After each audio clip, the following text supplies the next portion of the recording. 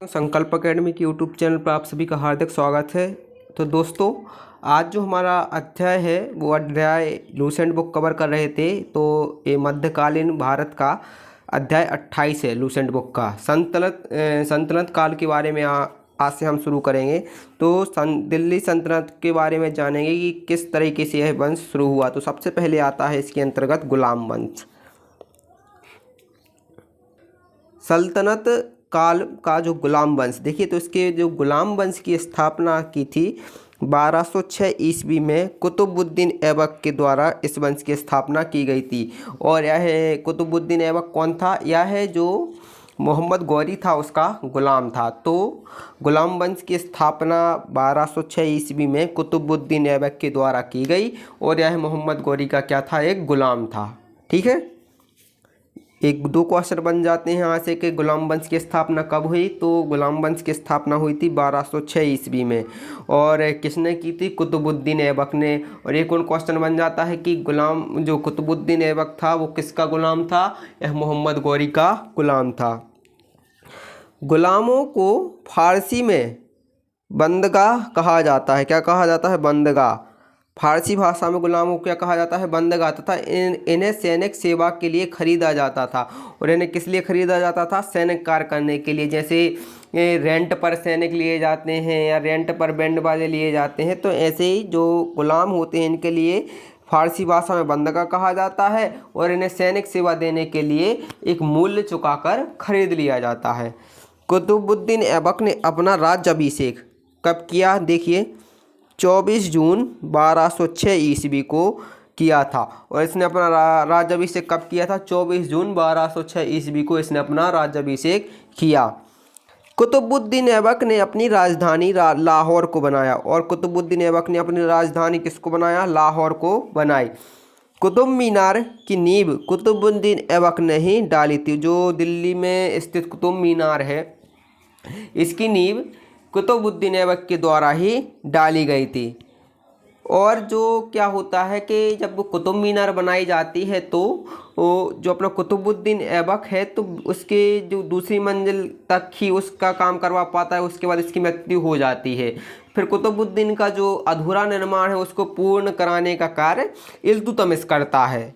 तो यदि आपसे कोई पूछे कुतुब मीनार की नींव किसने डाली या किसने बनवाई, तो कुतुबुद्दीन ऐबक ने।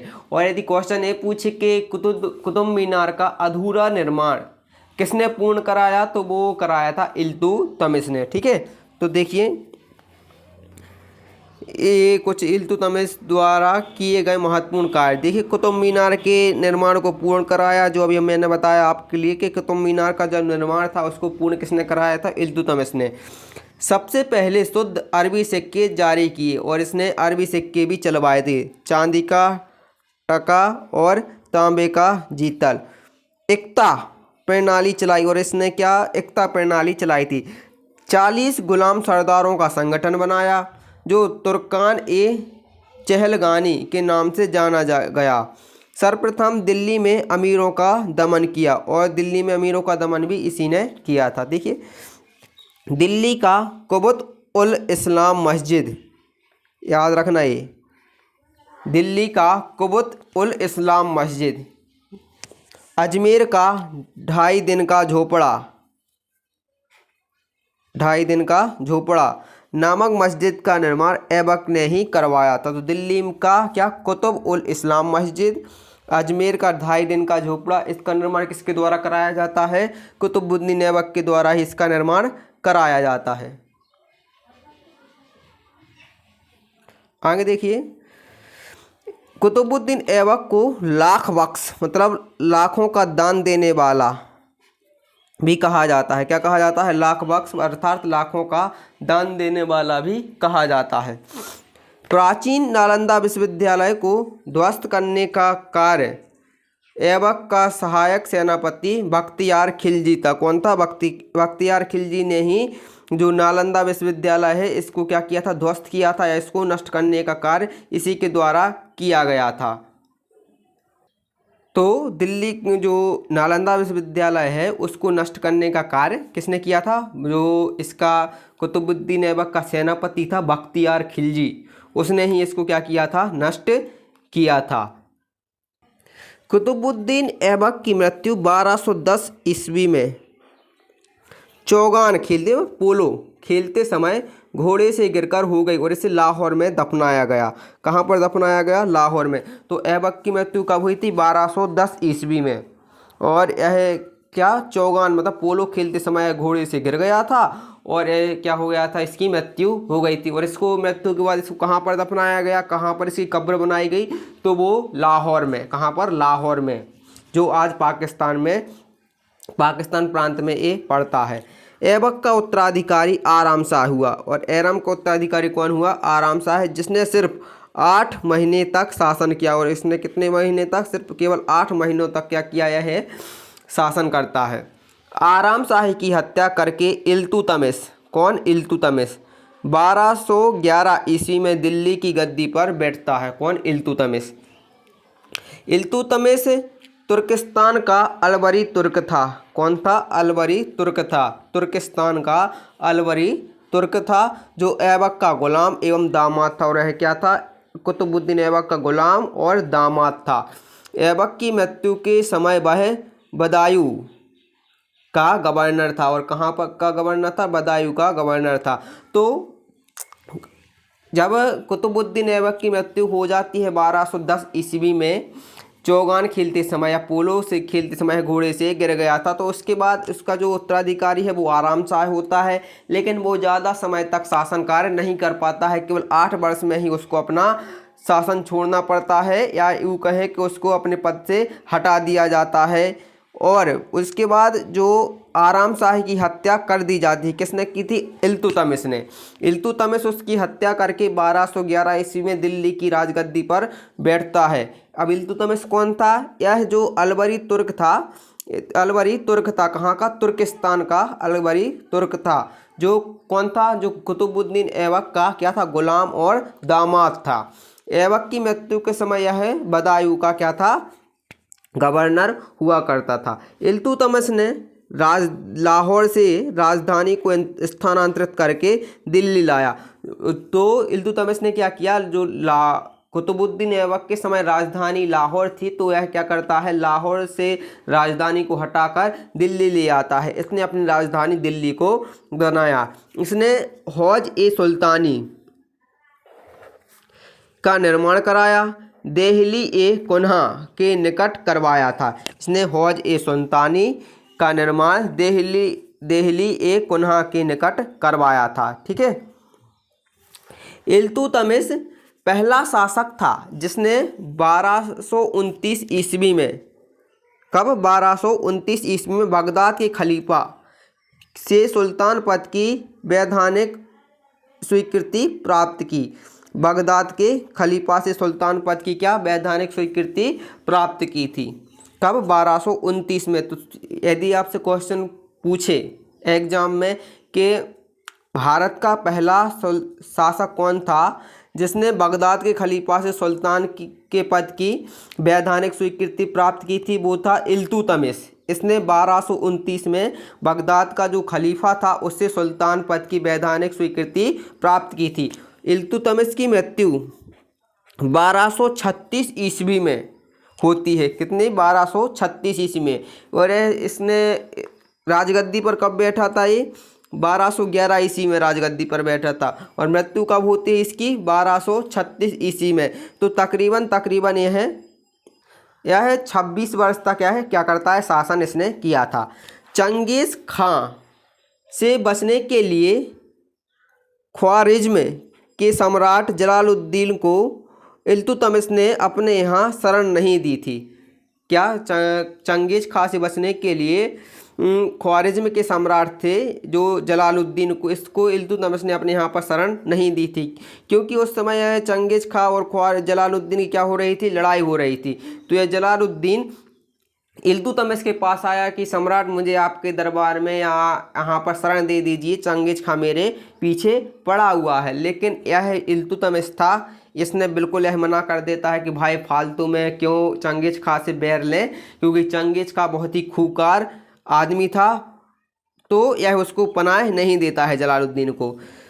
इल्तुतमिश की मृत्यु के बाद उसका जो पुत्र था रुकनुद्दीन फिरोज गद्दी पर बैठा, और यह एक अयोग्य शासक निकला, एक नालायक शासक निकला जो रुकनुद्दीन फिरोज था। यह क्या, जो इल्तुतमिश का यह पुत्र था और यह दिल्ली की राजगद्दी पर बैठता है रुकनुद्दीन फिरोज, लेकिन यह क्या निकलता है, एक अयोग्य शासक निकलता है। इसके अल्पकाल शासन पर उसकी माँ शाह तुर्कान छाई रही, और क्या होता है, शासक तो ये बनता है रुकनुद्दीन फिरोज, लेकिन क्या होता है, दिमाग से पैदल होता है।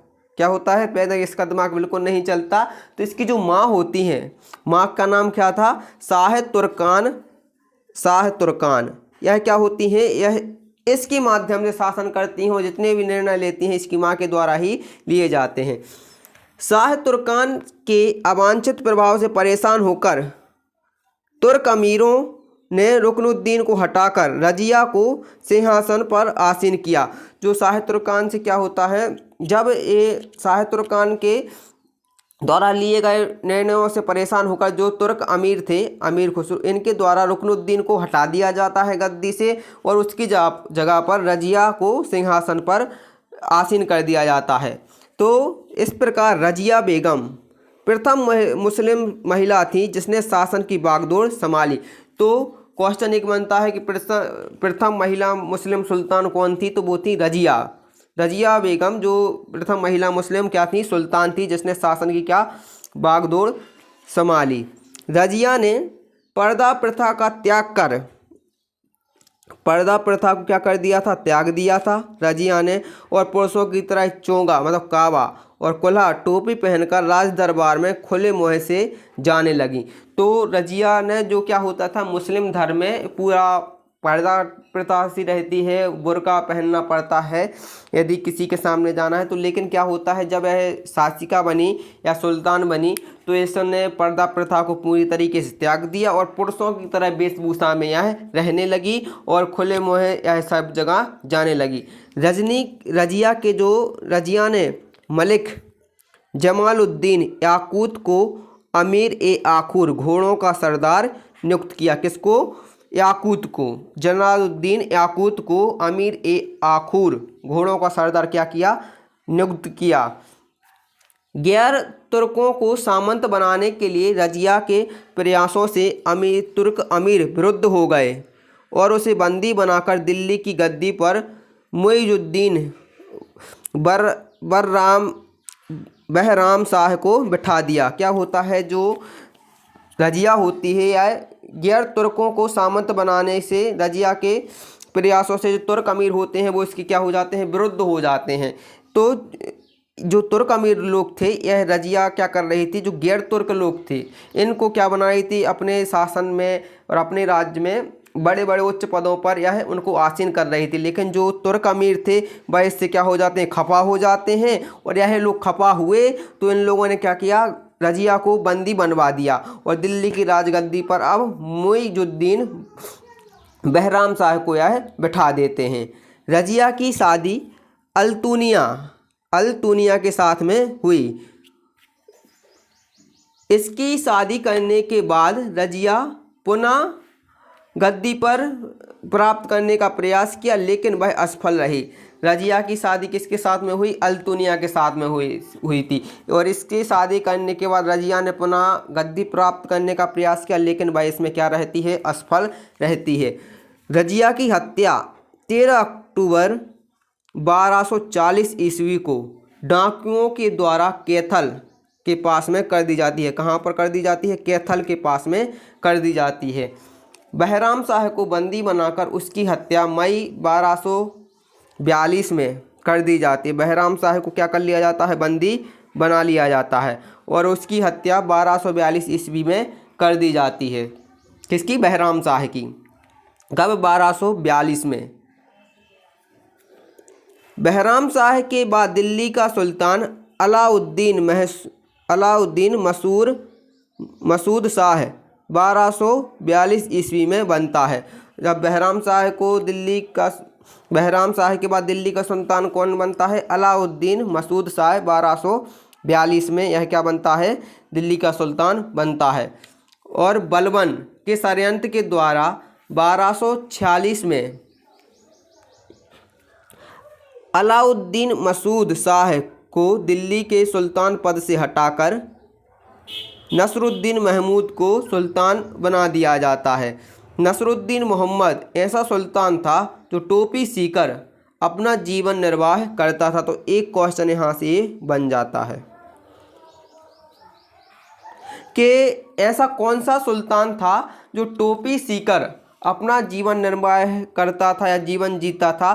तब वो था नसरुद्दीन महमूद। नसरुद्दीन महमूद जो टोपी सीकर अपना जीवन का क्या करता था, निर्माण करता था। और इसको नसरुद्दीन को सुल्तान किसने बनवाया था, जो बलबन था।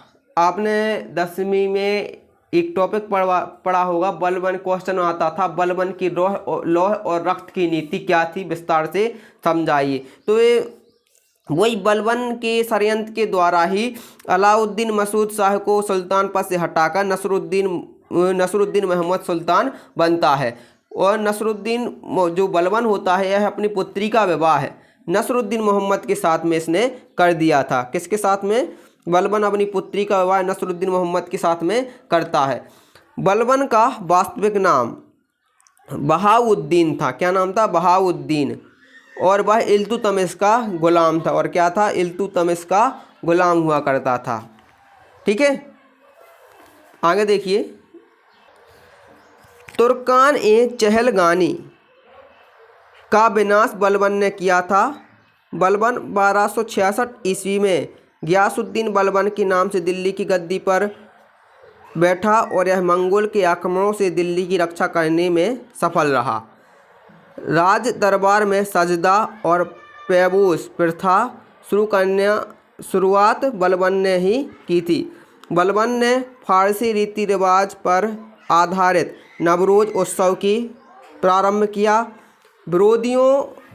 अपने विरोधियों के प्रति बलबन ने कठोर लौह और रक्त की नीति का अनुसरण किया। नसरुद्दीन महमूद ने बलबन को अलूग खां की उपाधि धारण की। नसरुद्दीन मोहम्मद ने बलबन को किसकी, अलूग खां की उपाधि प्रदान की। बलबन के दरबार में फारसी के प्रसिद्ध कवि थे अमीर खुसरो और अमीर हसन रहा करते थे। और गुलाम वंश का अंतिम शासक शमसुद्दीन कैमूर्स था। कौन था, शमसुद्दीन कैमूर्स। तो दोस्तों ये था अपना गुलाम वंश। सल्तनत काल के अंदर जो पहला वंश बनता है दिल्ली का, गुलाम वंश, इसके बारे में हमने आज जाना। तो यहाँ पर थोड़ा मंगोल के बारे में दिया गया है, इसको भी जान लीजिए। देखिए, मंगोल चीन के उत्तर में गोबी के रेगिस्तान में के निवासी थे। मंगोल कौन थे, जो चीन के उत्तर में गोबी के रेगिस्तान के यह क्या थे, निवासी थे। वह एक घूमते फिरते अभी अर्ध सभ्य जाति थी। वह घूमने फिरने वाली क्या थी, अर्ध सभ्य जाति थी। तथा उनका मुख्य पेशा घोड़ों और अन्य पशुओं को पालना हुआ करता था। वे बहुत गंदे रहते थे तथा सभी प्रकार का मांस खाते थे। उनमें स्त्री विषयक नैतिकता का सर्वथा अभाव था। यद्यपि माँ का सम्मान करते थे। वे विभिन्न कबीलों में बटे हुए थे। उन्हीं कबीलों में से एक में 1163 ईस्वी में तेमुचिन उर्फ चंगेज खां का जन्म हुआ, जिसे महान और श्रापित दोनों पुकारा गया। इसका पिता येसुगाई बहादुर था। कौन था, येसुगाई बहादुर था। तो दोस्तों ये था हमारा गुलाम वंश। उम्मीद करते हैं आपको वह भली भांति समझ में आ गया होगा। इसके बाद जो अगला अपना वंश रहेगा वो रहेगा खिलजी वंश। तो आप इसको 1-2 बार रिपीट करके देखिए तो आपको अच्छे से यह पूरा गुलाम वंश समझ में आ जाएगा। तो उम्मीद करते हैं आप अच्छे से पढ़ रहे होंगे। मिलते हैं हम अगले वंश में के साथ, खिलजी वंश। तब तक के लिए पढ़ते रहिए, खुश रहिए। जय हिंद, जय भारत।